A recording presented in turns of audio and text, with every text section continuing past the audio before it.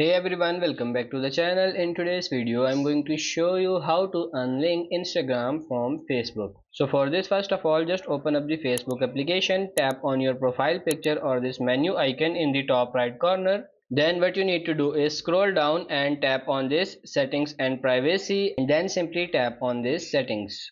And now you have to scroll down and now you can see this option account center. You just have to tap on this see more in account center. We can also go into the account center from Instagram. Open the Instagram, tap on the profile picture. Now tap on these three bars and you can see this account center option. Tap on it and now you can see the account center in Instagram as well. And then if you go and click on profiles at the top, you can add more accounts. As you can see, add accounts, but in case we have to unlink, what you need to do is come back to the main account center page and go to the bottom. You have to scroll down, tap on this accounts, and as you can see this option here, you can just simply hit this remove button. Now tap on this remove account and tap on this continue, and as you can see you have to confirm it. You have to tap on this yes remove Hurara Wahid and whatever your account name is. So when you tap on it, you will successfully unlink your Instagram account from Facebook. I hope this video was helpful. If it is, like it and subscribe to the channel. Thank you.